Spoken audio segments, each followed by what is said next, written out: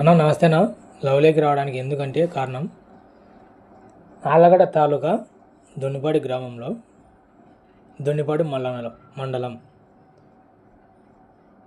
మీకు జాబులు ఇచ్చాం 40,000 జీతం నెలకు అని ఒక్కొక్కరి దగ్గర 3,50,000 వసూలు చేసి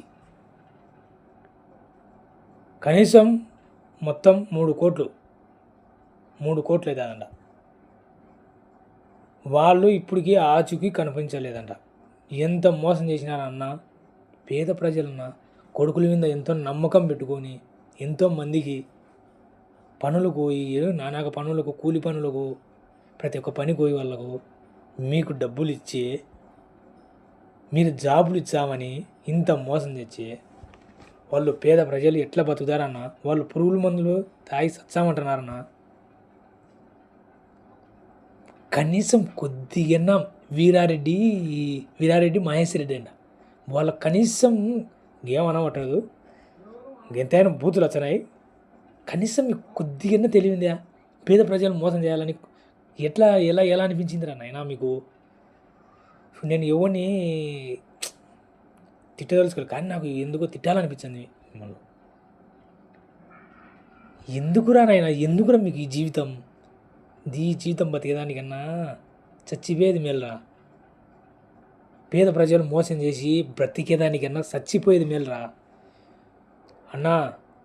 ఎట్ట పరిస్థితిలో నేను ఎప్పుడు నేను కోరలే, మిమ్మల్ని ఇప్పుడు మొట్టమొదటిగా కోరుతానా అన్న, ప్రతి ఒక్కరికి షేర్ చేయాలన్నా. ఇది గవర్నమెంట్కి చేరేంత వరకు ప్రతి ఒక్కరికి షేర్ చేయండి.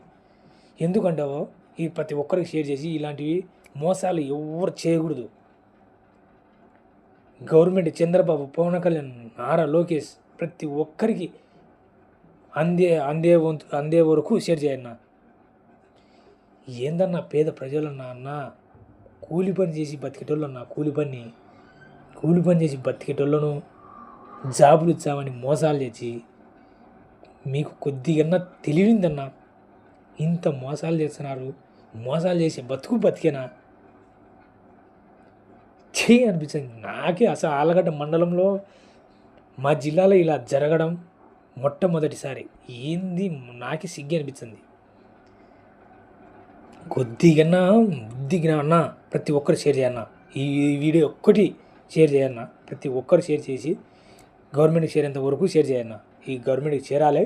గవర్నమెంట్కి చేరిన తర్వాత వాళ్ళ మీద కఠినమైన శిక్షలు తీసుకోవాలి. కఠినమైన శిక్షలు వాళ్ళు జీవితకైది వేయాలి ఇట్టేటోళ్ళకు. ఏందన్నా ఇది ఇంత మోసం అన్నా, ఎంతమంది ప్రజలన్నా